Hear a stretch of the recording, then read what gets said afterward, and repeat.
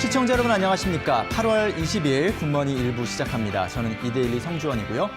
자, 최근 우리 시장에 아주 흥미로운 관전 포인트가 하나 생겼습니다. 바로 코스피 시총 2위 자리의 주인이 바뀔지 여부인데요. 시총 1위는 삼성전자가 압도적으로 앞서 있고요. 지난 3년 반 동안 2위 자리를 지켜온 SK 하이닉스가 최근 주가 하락으로 3위 삼성바이오로직스와의 격차가 1조 원대로 좁혀졌습니다. 4위 네이버, 5위 LG화학도 올해 주가 급등으로 시총 규모를 키우면서 2위 자리를 넘볼 수 있는 상황인데요. 특히 SK 하이닉스가 최근 2거래일 연속 급락한 것이 꽤 컸습니다. 외국인과 기관이 많은 물량을 내다 팔았는데요. SK 하이닉스의 주력 제품인 메모리 반도체의 하반기 업황이 좋지 않을 것이라는 전망 때문입니다. 오늘 아침 기사를 보면요. SK 하이닉스의 지난 2분기 글로벌 D램 시장 점유율이 1년 반 만에 30%대를 회복했다는 소식이 전해졌습니다만 역시 3분기 전망에 대해서는 부정적인 관측이 나오고 있습니다. 자, 시총 2위 SK 하이닉스와 3위 삼성 바이오로직스의 오늘 주가 움직임에 따라서 순위가 바뀔 가능성이 있습니다. 불과 2% 차이입니다. 오늘 이데일리 TV와 함께 그 움직임을 지켜보시고요.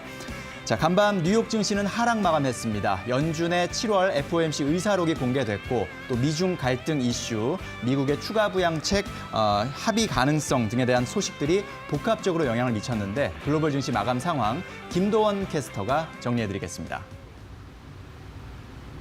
네, 글로벌 증시 브리핑입니다. 간밤 뉴욕 증시는 장중 유통업체들의 2분기 호실적과 애플의 최고가 랠리 등에 힘입어 장중 상승 흐름을 보이다가 FOMC의 회의록이 공개된 이후 하락세로 돌아서면서 마감을 했습니다. 3대 주요 지수 모두 파란불로 마감을 했는데요. 먼저 다우지수는 0.31% 하락하면서 27,692.88포인트로 장을 마감했고 나스닥 지수는 0.57% 밀리면서 11,146.46포인트로 장을 마쳤습니다. 마지막으로 S&P 500 지수도 0.44%의 낙폭을 기록하면서 3,374.85포인트로 종가를 형성하는 모습이었습니다.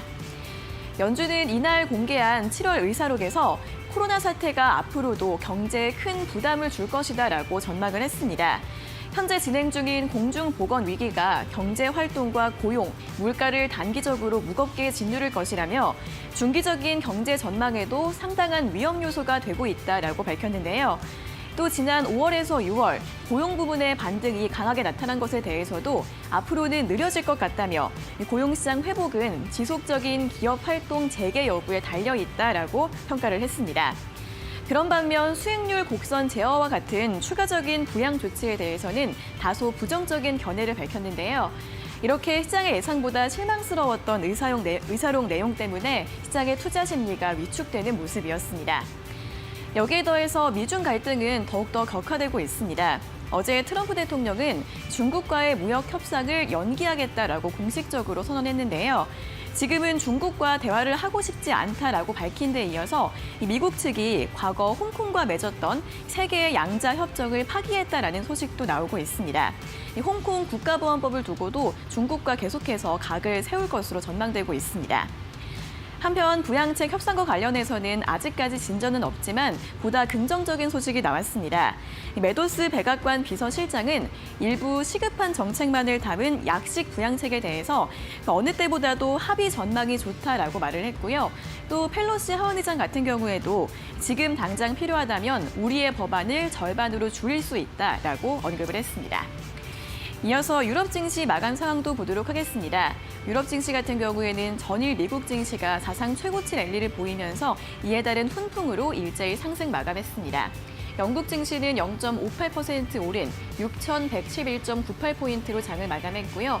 독일 증시는 0.74% 오르면서 12,977.33포인트에 또 프랑스 증시는 0.79% 오르면서 4,977.23포인트로 이날 종가를 형성했습니다. 다음으로 상품시장 마감 상황도 보도록 하겠습니다. 국제유가는 소폭 상승 흐름을 보였습니다. 이날 사우디의 에너지 장관은 전 세계 석유 수요가 4분기부터는 코로나 이전 수준까지 회복될 수 있다라고 발표를 했는데요. 이에 따라 WTI는 0.1% 소폭의 상승세를 보이면서 42.93달러의 장을 마감했고요. 금값은 하루하루 크게 출렁이고 있습니다. 간밤에 달러화 가치가 다시 반등을 하면서 금값은 0.7% 하락세를 보였고요. 간밤에 다시 한번 2,000달러를 하회하면서 1,970.3달러로 마감했습니다. 또 어제 원달러 환율은 2.5원 하락하면서 1,181.2원으로 종가를 기록했습니다. 여기까지 글로벌 증시 브리핑이었습니다. 네, 잘 들었습니다. 이어서 미국 현지에 나가 있는 이데일리 송일아 기자 연결해서 미국 증시 상황 좀 더 정리해 보겠습니다. 송 기자 안녕하십니까? 네, 안녕하세요. 자, 장 초반에는 분위기가 좋았어요. 그런데 후반에 갑자기 밀리면서 결국 하락 마감했죠? 네, 그렇습니다. 간밤 뉴욕 증시는 다소 실망스러운 내용의 7월 FOMC 의사록이 공개되면서 하락 마감했습니다. 현지 시간으로 19일 뉴욕 증권거래소에서 주요 지수는 0.3에서 0.5%대 하락률을 기록했습니다. 상승 출발한 지수들은 타겟과 로스 등 대형 유통업체들의 깜짝 실적과 또 애플이 미국 상장기업 최초로 시총 2조 달러를 장중에 넘어서는 등 분위기를 주도를 했는데요. 하지만 오후 2시쯤 7월 연방공개시장위원회 의사록이 공개되면서 주요 지수들은 하락 반전했습니다. 공개된 의사록에서 연준 위원들은 올해 남은 기간 동안의 경제 성장률 전망치를 하향 조정하고 제로금리를 계속 유지하기로 했습니다. 여기에 추가 부양 조치가 당장 나오지는 않을 것이라는 부정적인 견해 등이 나오면서 지수를 끌어내렸습니다. 한편 트럼프 대통령의 중국 때리기는 대선을 앞두고 점점 더 수위를 높이고 있는 모양새입니다. 트럼프 대통령은 이날 중국과의 1단계 무역 협상이 결렬될 수 있도록 할 용의가 있음을 시사했고요. 이와는 별개로 미국 국무부는 미국 대학들에게 중국 주식 보유를 중단할 것을 경고했다는 보도도 나왔습니다. 이날은 전 업종이 내렸습니다. 부동산이 2%가량 내려서 최대 낙폭을 기록했고 에너지와 내구 소비재 등도 1% 내외의 하락률을 기록했습니다. 종목별로는 대형 유통업체 타겟이 이날 오전 2분기에 사상 최고 매출을 기록했다고 밝혔는데요. 특히 디지털 부문 매출이 전년 동기 대비 200% 가까이 증가한 것으로 나타나면서 무려 12.7% 급등했습니다. 마찬가지로 주택 개량 소매업체인 로우스 역시 예상을 훨씬 뛰어넘는 2분기 실적을 기록했는데요. 어저께 홈디포와 마찬가지로 이제 팬데믹 기간 중 집에 머무는 시간이 길어지면서 주택 보수와 개조 수요가 늘어난 것을 확인했습니다. 하지만 주가는 오전의 상승분을 대부분 반납하고 0.3%에 오르는 데 그쳤습니다. 애플은 간밤 상승세가 0.1%에 그쳤지만 장중 시가총액 2조 달러를 넘어서는 역사를 썼습니다. 이로써 애플은 올 한 해만 60% 가까이 급등하면서 불과 2년 만에 공식적으로 평가액을 2배로 늘렸습니다. 이 밖에 모멘타 제약은 존슨앤존슨과의 인수 합병 소식이 전해지면서 69.2% 급등했고요. 오라클은 트럼프 대통령이 오라클에 대한 틱톡 인수를 지지하면서 1.8% 상승했습니다. 반면 TJ맥스와 마샬 등 유통업체들의 모회사인 TJX는 2분기 실적이 예상을 소폭 웃돌았지만 주당 손실이 예상보다 더 큰 것으로 나타나면서 5.3% 하락했습니다. 지금까지 미국 현지에서 송일아였습니다. 네, 미국 증시에서 전 업종이 하락한 것도 정말 오랜만에 보는 모습인 것 같습니다. 자, 우리는 오늘 장 어떻게 대응하면 좋을지 또 전문가의 조언을 들어보도록 하겠습니다. 하나금융투자 강남금융센터 황우성 차장 전화 연결돼 있습니다. 차장님 안녕하십니까? 네, 안녕하세요. 네. 자, 글로벌 증시 마감 상황 속에서 우리 증시에 영향을 줄 만한 주요 포인트들부터 좀 짚어주시죠. 네, 조금 전에 그 특파원 연결 통해서도 들으셨겠지만 간밤 뉴욕 증시는 이제 혼조세 출발해서 하락 마감을 했습니다.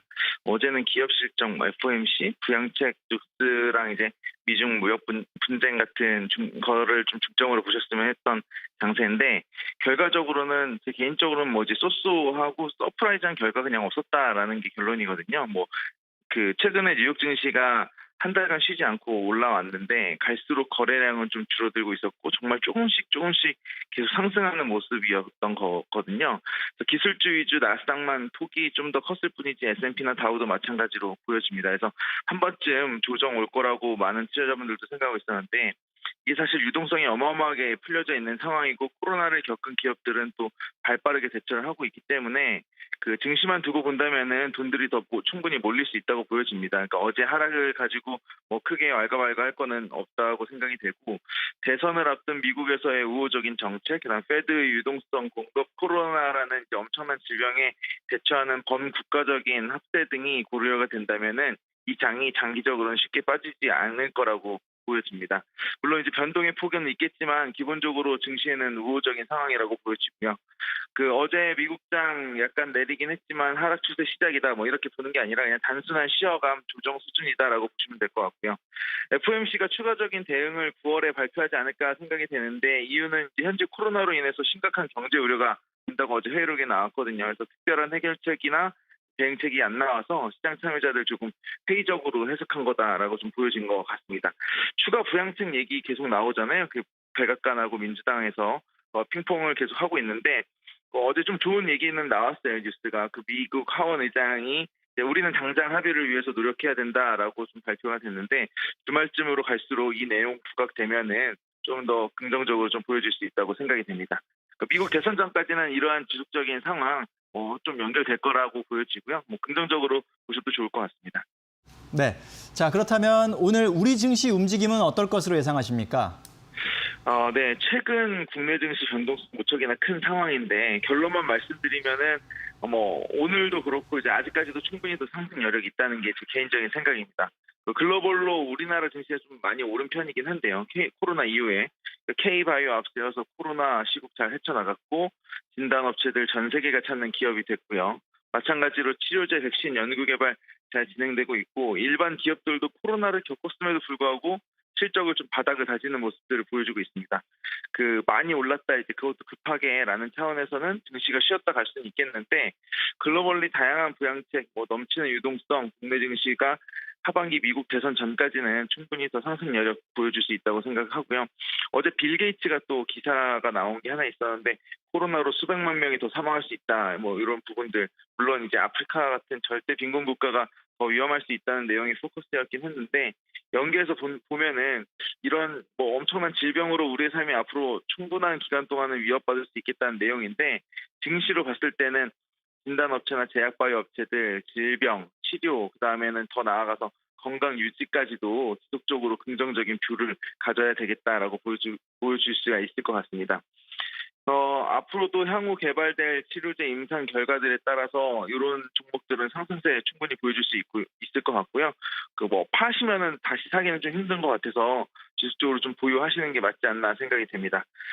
코로나 확진자 수가 지금 계속 좀 나오고 있는 게 우리나라 증시에서도 되게 불안감을 여전히 표출할 수가 있어요. 그래서 엊그제 같은 경우는 코스피 2%, 코스닥 4% 넘게 빠졌는데 우리나라 증시만 사실 영향을 크게 받은 거거든요. 그러니까 아무래도 최근 수도권에서 나오는 비정상적인 이슈들 때문인데 어떻게 반대로 본다면은 영화관, 여행주, 면세점 같은 종목들이 최근 이 반등을 했다가 급락을 해버렸거든요. 근데 이제 이게 3월과 같은 폭락장을 쉽게 안 온다고 했을 땐 이미 많이 오른 종목들을 리스키하게 더 추가적으로 가져가는 것보다는 호텔 신라, 워드 투어, 제이 콘텐트리 같은 이제 반등했다가 많이 빠진 종목들 타이밍 보셔서 투자를 하시면은 조금 더 안전하게 투자 수익 얻어갈 수 있지 않을까 생각이 듭니다.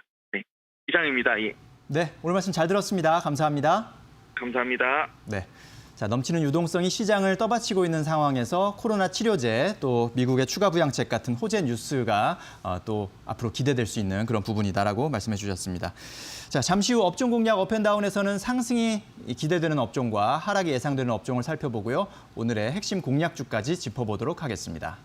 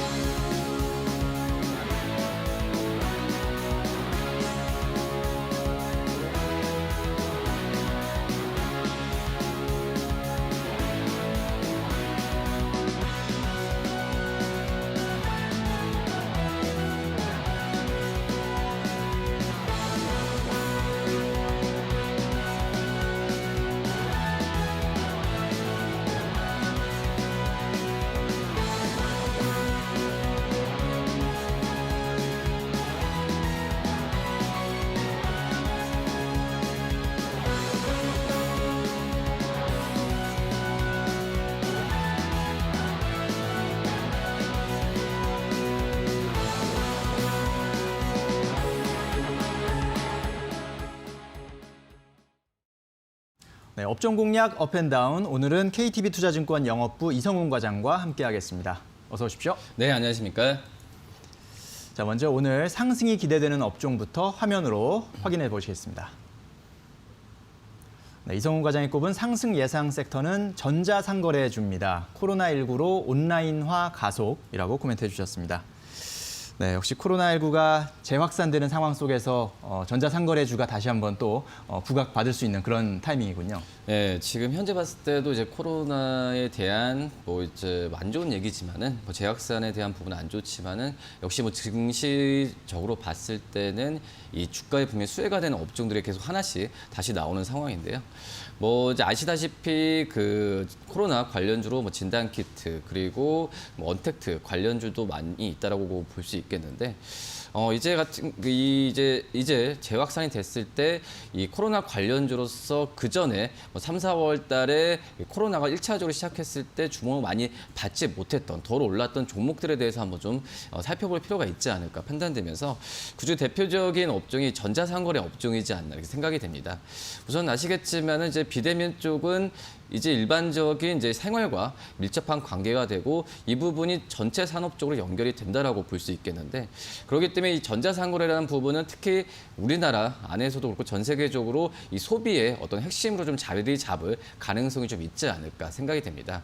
특히 이제 O2O라고 할 수 있겠죠. 그러니까 온라인과 오프라인. 그러니까 예를 들어서 이제 그 스타벅스나 여러 가지 그 커피숍과 가맹점에 갔을 때 이 스마트폰 하나만 있으면 이 QR코드로 주문이 가능한 상황이라고 볼 수 있겠는데 그렇기 때문에 어떤 그 비대면으로 인한 이 주문에 대한 부분이 가속화될 가능성이 크다라고 볼 수 있겠고 또 이제 그 SNS로 어떤 쇼핑을 하는 그런 부분이 일상화되는 상태에서 이 O2O 서비스가 활발하게 될 가능성이 좀 있지 않을까 판단되고 있고요.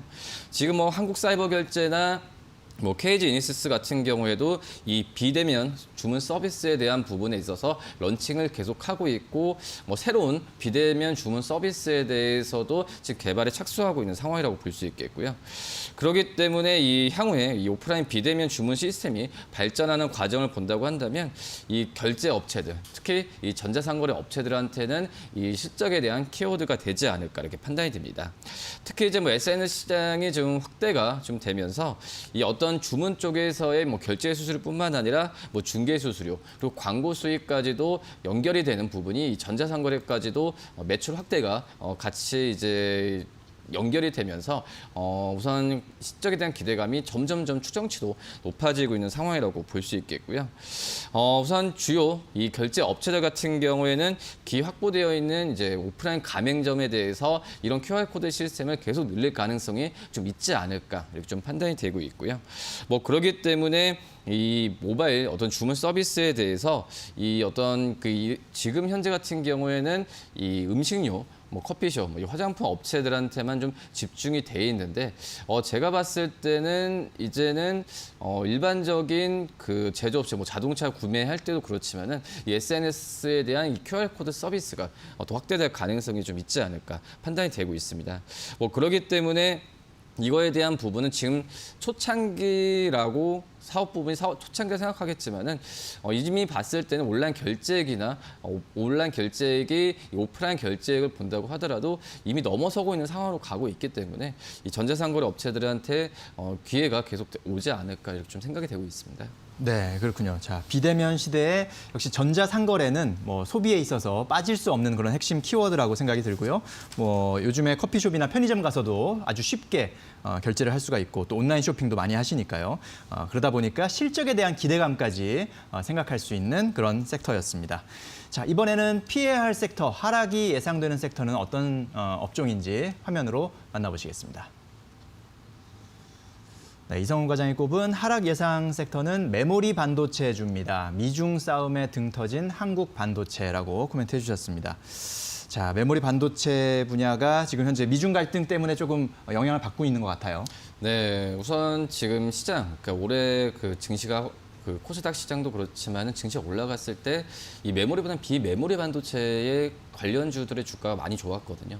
한마디로 지금 현재 메모리 같은 것보다도 비메모리 쪽, 그러니까 이 삼성전자, 뭐 이재용 부회장 같은 경우에도 뭐 파운더리 전 세계 1위에 대한 그 부분을 지금 공약을 내세우고 있는데 그렇기 때문에 이 비메모리 쪽에서의 투자 부분이 메모리보다는 더 활성화되고 있는 게 사실이다라고 볼 수 있겠고요. 제가 오늘 왜 비메모리에 대한 부분에 있어서 이 하락이 좀 예상을 된다라는 부분이 이번 주에 있었죠. 이제 트럼프가 이제 화해에 대한 제재 부분이 있었어요. 그런 상황에서 어떻게 보면은 결자는 그거죠.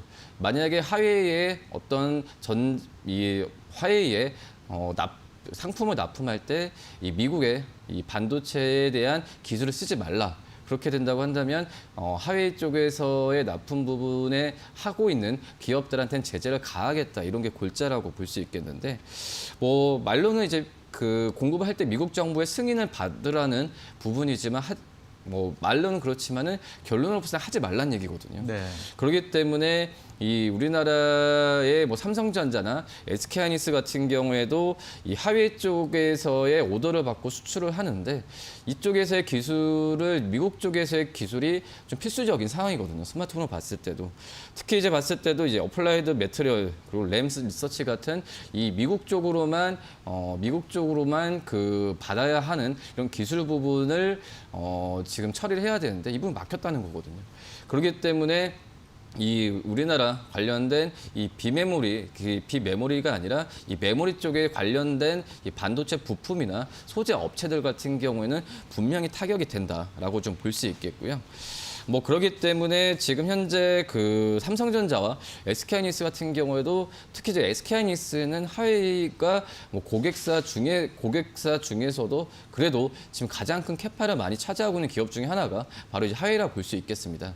그렇기 때문에 이 SK하이닉스도 그렇지만 삼성전자도 일정 부분의 수출 타격은 있을 거라고 좀 생각이 되고 있고요.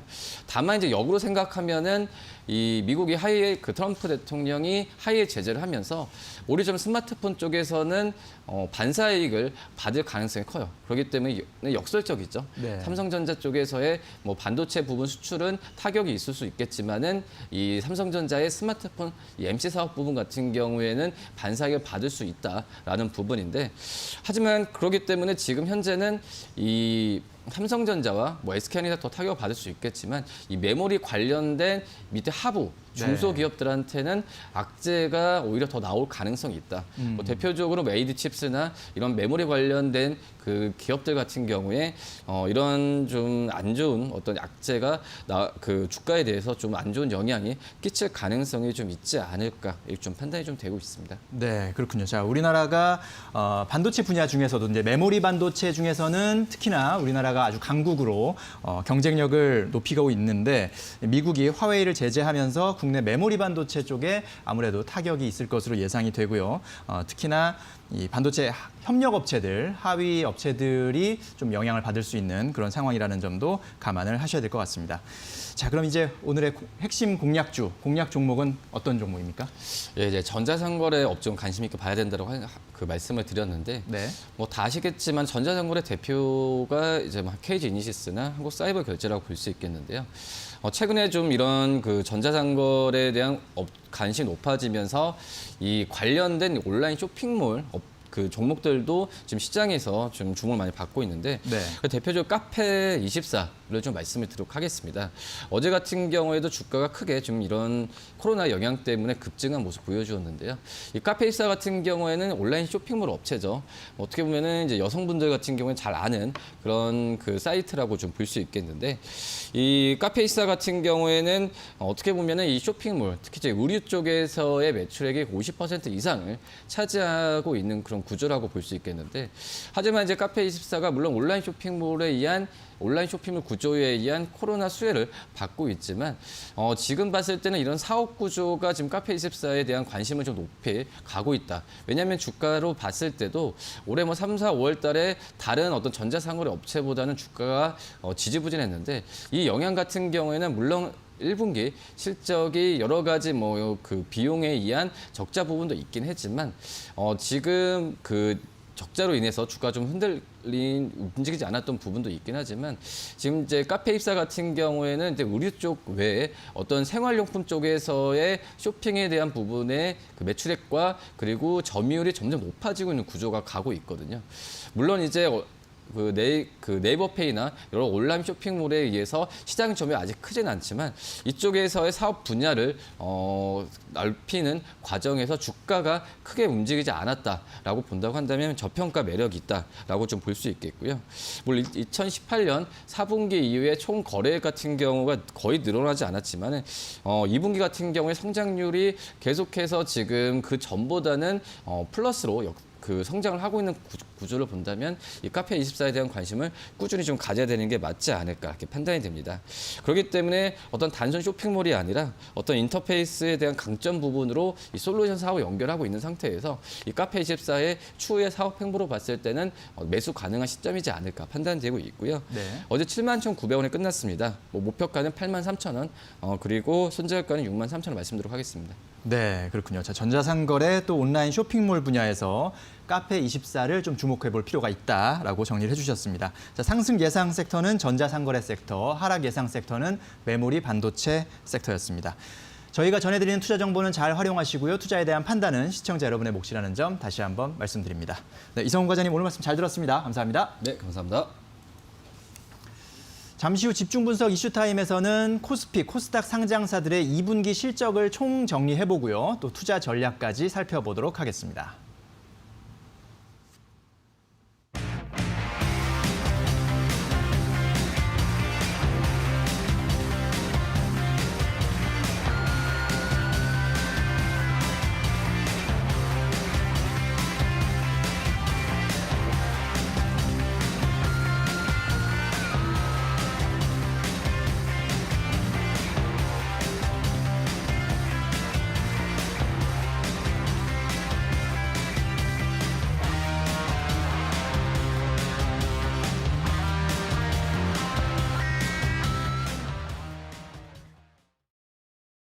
네, 뉴스 돋보기 시간입니다. 어제 장 마감 후 나온 국내 기업들의 주요 이슈들 짚어보도록 하겠습니다.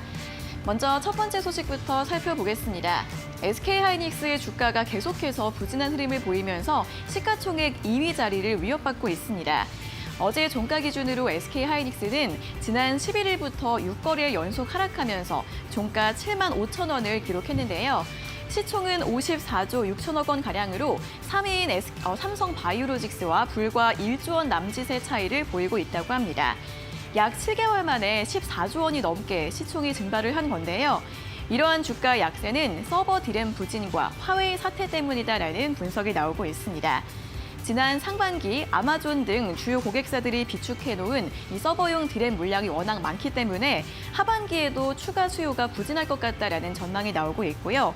또 3분기 서버 디램의 가격은 전분기 대비해서 10% 하락할 것으로 예상되고 있습니다. 증권가에서는 당분간 SK하이닉스의 주가 약세가 계속 이어질 것으로 전망을 하고 있는데요. 다만 9월 달이 이 메모리 반도체 출하가 가장 많은 달이기 때문에 이때 분위기에 따라서 반등 여지는 있을 것으로 보인다라는 분석 나오고 있습니다. 이들 종목들의 주가 흐름과 시총 2위 자리의 탈환 여부 함께 주목해 보시면 좋을 것 같습니다. 이어서 두 번째 이슈 짚어보겠습니다. 제주항공의 유상증자가 흥행에 성공을 했습니다. 제주항공은 코로나에 따른 유동성 위기 극복을 위해서 1,505억 원 규모의 주주 배정 후 실권주 일반 공모 유상증자를 진행했는데요. 지난 18일에서 19일 이틀간 진행된 일반 청약에서 모집액의 88배인 약 1조 3천억 원의 매수 주문이 들어왔다고 합니다. 신주 발행가는 주당 12,400원으로 어제 종가보다는 조금 낮은 수준이고요. 신주는 오는 9월 3일에 상장될 예정이라고 합니다. 제주항공은 이번 유상증자 대금을 차입금 상환을 비롯해서 유류비와 인건비 등 운영 자금으로 사용할 계획이라고 하는데요. 이에 따라 당분간은 유동성 위기를 해소할 수 있을 것으로 보인다고 합니다. 제주항공의 오늘장 주가 흐름 확인해 보시면 좋을 것 같습니다. 다음으로 세 번째 이슈 짚어보겠습니다. 리니지 M이 7개월 만에 모바일 게임 매출 1위 자리를 탈환했습니다. 리니지 M은 어제 출시 이후 줄곧 1위를 지켜온 형제 게임 리니지 2M을 제치고 다시 1위를 차지했다고 하는데요. 이 리니지 M의 하루 매출액은 2분기에 17억 원까지 하락을 했었는데 이번 3분기에는 23억 원까지 회복될 것으로 추정이 되고 있습니다. 또한 7월 매출은 2018년 7월 이후 최고치인 약 900억 원으로 전망되고 있는데요. 이에 따라 NC소프트의 주가가 다시 반등 흐름을 보이게 될지 기대감이 높아지고 있습니다. NC소프트는 지난달 6일 99만 원 선까지 오르면서 최고가를 경신한 이후에는 조금 조정을 받고 있는 모습인데요. 다음 달부터는 블레이드 앤 소울 2 등 신작 모멘텀도 기대해 볼 수 있다고 합니다. 앞으로의 주가 흐름 주목해 보시기 바랍니다.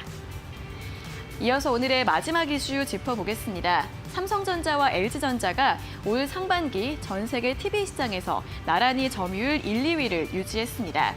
특히 삼성전자는 금액 기준으로 31.3%를 기록하면서 작년 2분기부터 5분기 연속으로 30%대의 점유율을 유지하고 있고요. LG전자는 17%를 기록했다고 합니다. 고가의 프리미엄 TV 판매에 집중하면서 언택트 마케팅을 강화한 결과로 분석이 되고 있는데요. 특히 삼성의 경우에는 북미와 유럽 시장에서 각각 65%와 54%의 압도적인 점유율을 보이고 있다고 합니다. 관련 소식들 참고해 보시면서 대응 전략 세워보시는 것도 좋을 것 같습니다. 여기까지 뉴스 돋보기 4가지 소식 모두 전해드렸습니다. 경제방송, 거기서 거기 아니야? 경제방송, 굿머니에서 달라집니다. 글로벌 시장의 정확한 분석과 국내외 핫 이슈까지 굿머니 일부에서 생생하게 전달해드리겠습니다.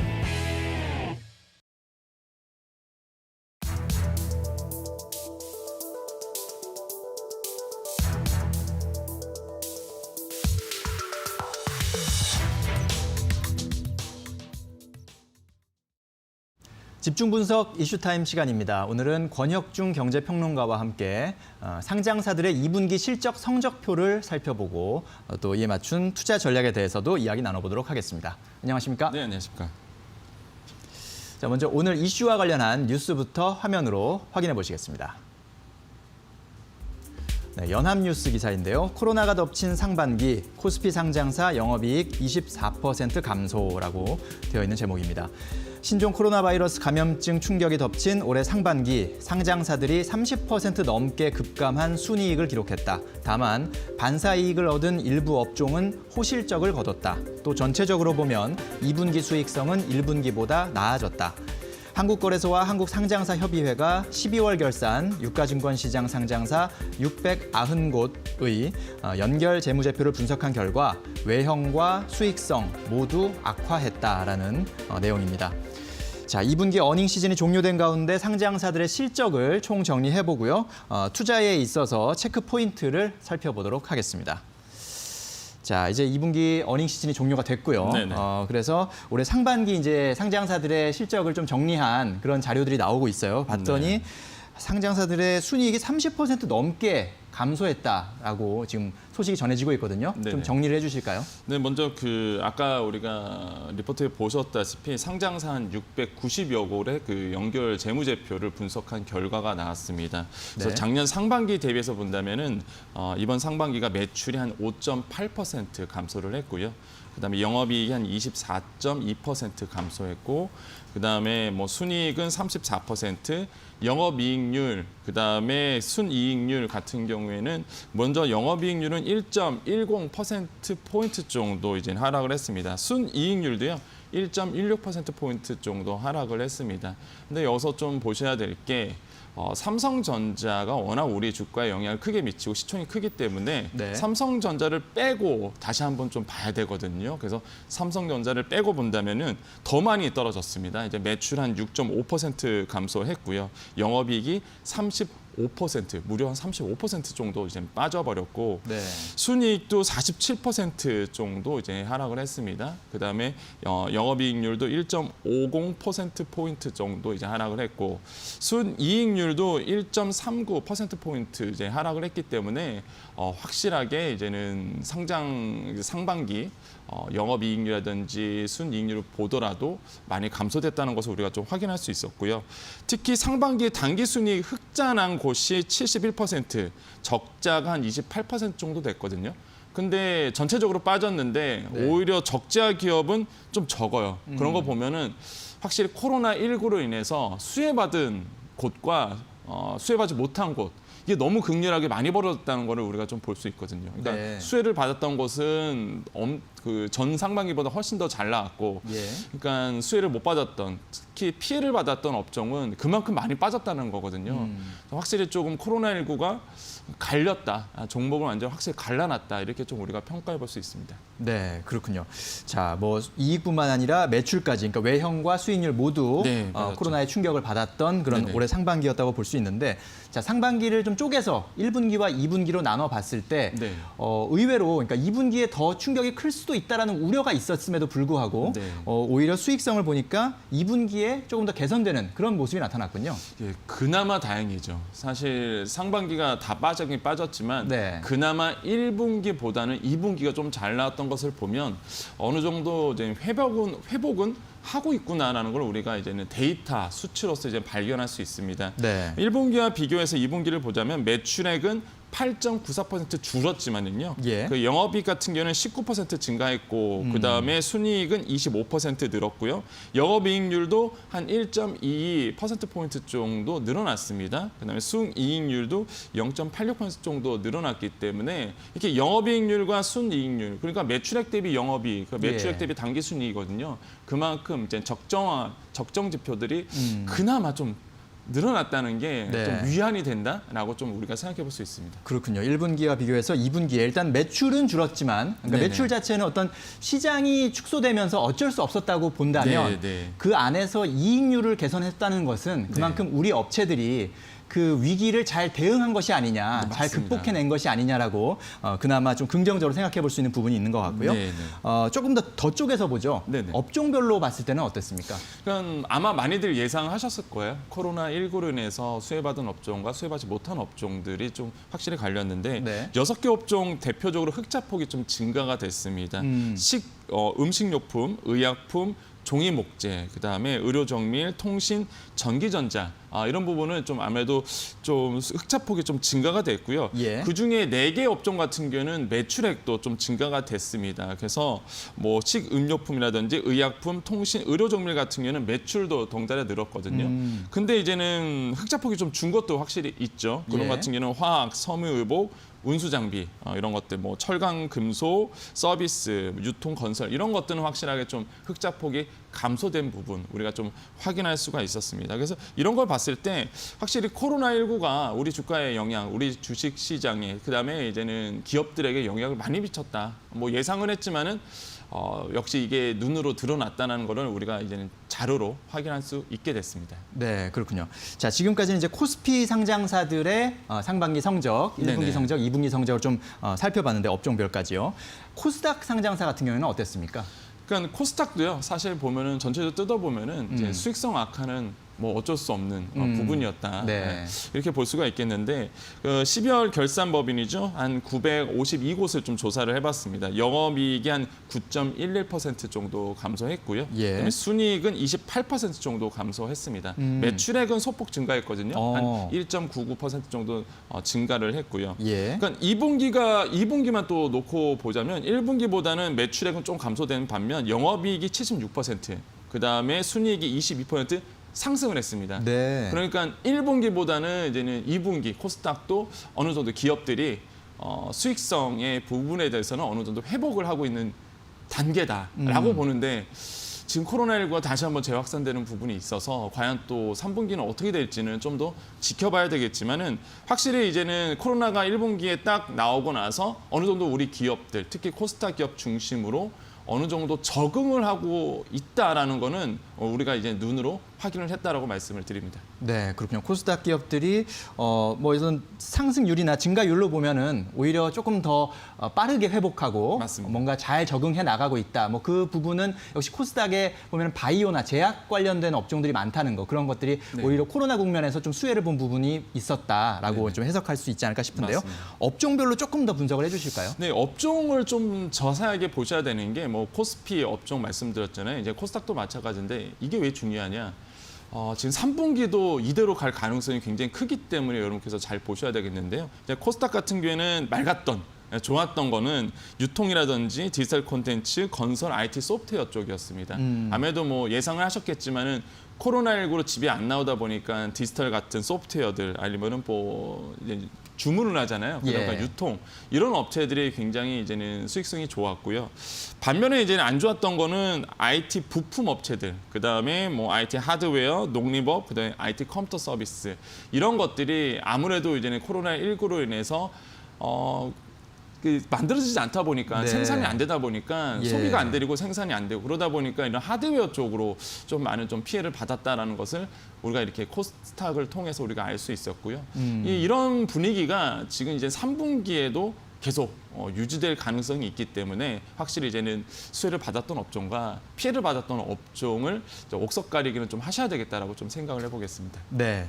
자, 코로나 국면 때문에 우리 주식시장이 뭐 위기도 겪었고 다시 거기서 이제 회복하면서 뭔가 기회도 많이 있었던 그런 네, 올 맞습니다. 상반기였는데 지금 이제 분석해 주신 걸 보니까 시기적으로도 그렇고 1분기, 2분기 네네. 또 업종별로도 그렇고 확실히 온도 차이가 있어요. 그러니까 네. 모두가 다 우울했거나 모두가 다 기분이 나빴던 게 아니라 맞습니다. 일부는 또 상당히 오히려 좋았던 네. 그런 기간을 보냈거든요. 이렇게 봤을 때 우리가 2분기 실적, 상반기 실적을 그냥 허투루 보낼 게 것이 아니라 여기에서 뭔가 이제 교훈을 찾고 네. 앞으로의 투자 전략이나 투자 원칙을 좀 세우는데 참고를 해야 될 것 같거든요. 맞습니다. 어떻게 투자를 하는 게 좋을지 좀 조언을 참고가 될 만한 조언을 좀 해주시면 좋을 것 같아요. 네, 그러니까 공부를 좀 많이 하셔야 되는 시장이다라고 좀 생각을 해보거든요. 저 같은 경우에는 왜 그러냐면은 확실히 이제 코로나19가 각 산업에 미치는 영향이 달랐고요. 그러다 보니까 이제 수혜를 받은 업종에서도 급등락이 굉장히 오고 갔던 종목들이 있었거든요. 그러니까 바이오 업체 같은 경우에도 PER도 굉장히 높았고 더더욱 높아지고 있고 또 한 가지 그러다 보니까 급등락이 계속적으로 예를 들어서 뭐 밸류에이션이 너무 높다, 고평가받는 주식은 또 이런 얘기가 나오면 매도하기도 하고 또 어떤 분들은 매수하기도 이렇게 급등락이 굉장히 커졌던 시기였고요. 이런 것도 이제 3분기에 그대로 일어날 가능성이 있기 때문에 확실히 이제 옥석 가리기는 가셔야 되겠다라고 말씀을 드리겠습니다. 그러면 전체적으로 본다면은 이렇게 볼 수 있어요. 펀더멘탈 그러니까 기초 체력 그 기업의 기초 체력과 무관하게 테마로 엮이는 종목은 3분기에도 역시나 좀 주의를 하셔야 되겠다라고 좀 말씀을 드리겠고요. 너무 분위기에 휩쓸리지 마시고 공부를 조금 더 하셔갖고 기업에 대한 이제 펀더멘탈을 좀 자세하게 들여다볼 필요가 있겠다라고 말씀을 드립니다. 전체적으로 본다면은 사실 우리 주가가 그렇게 빠지지 않을 것이다. 그래서 조정은 있겠지만은 대세 상승기는 꺾이지 않을 것이다. 물론 뭐 크게 코로나19의 변수가 뭐 작용하지 않는 이상 그 조건으로 말씀드리겠고요.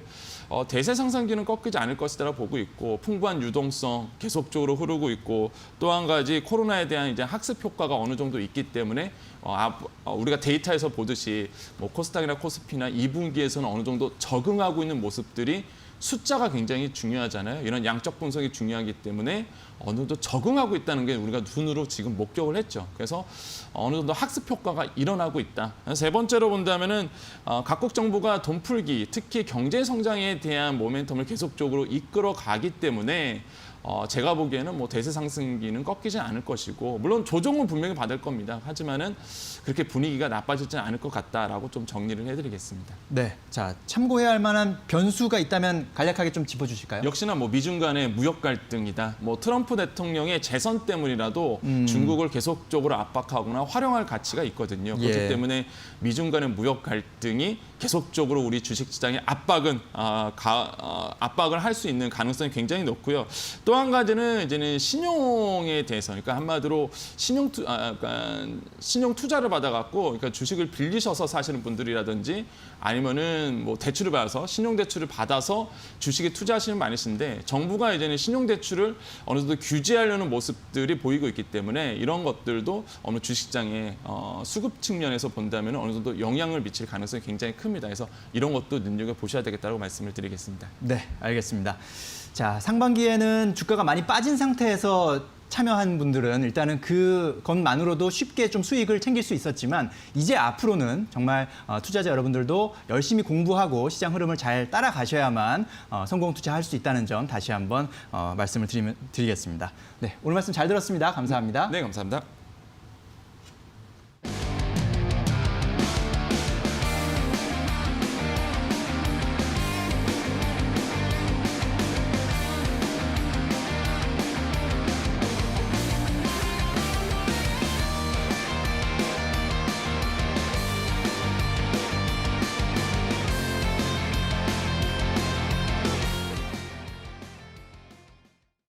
자, 이제 우리 장 개장을 1시간 정도 앞두고 있습니다. 이데일리 TV 굿모닝가 경제 채널 중 가장 빠르게 오늘 장 전망을 해볼 텐데요.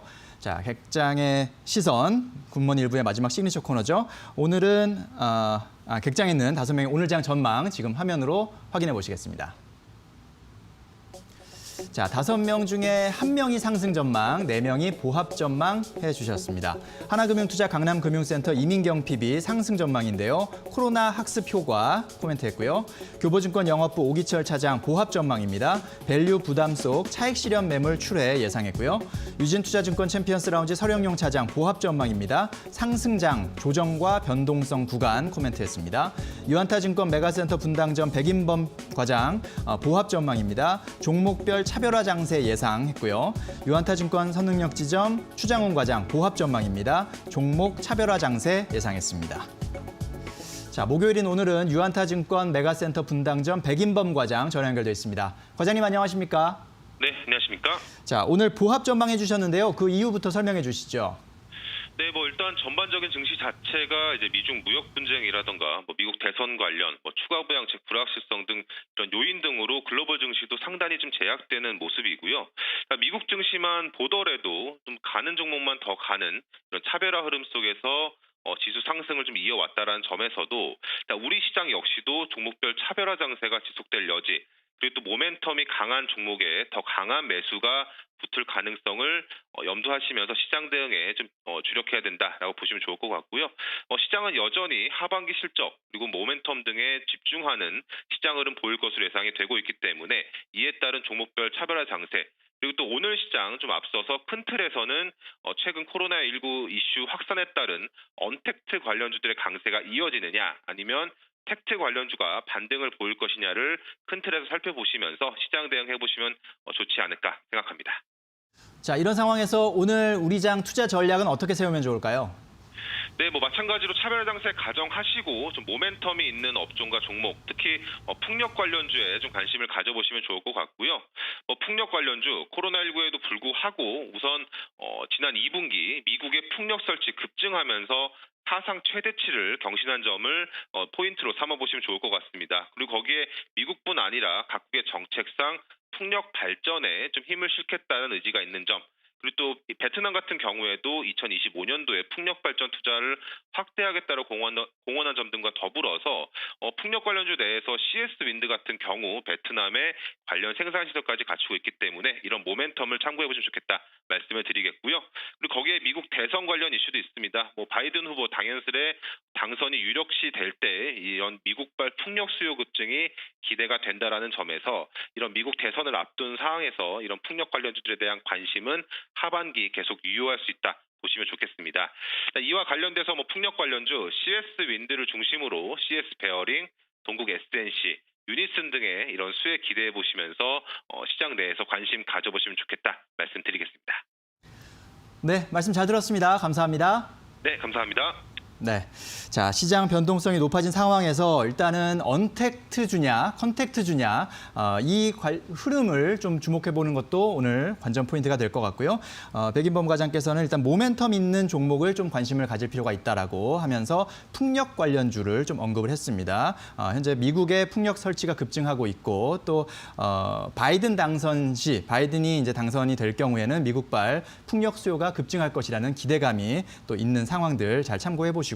오늘 아침에 그 한국판 뉴딜 관계장관 회의가 있는데요. 홍남기 부총리가 모두 발언을 했습니다. 여기서 4천억 원 펀드를 만들어서 디지털 선도 기업에 투자하겠다. 그리고 공공기관이 40여 개 프로젝트로 한국판 뉴딜을 지원하겠다. 이런 언급을 했다는 점도 역시 정책 모멘텀들 잘 판단하셔서 종목 판단하시고 참여하시면 될 것 같습니다.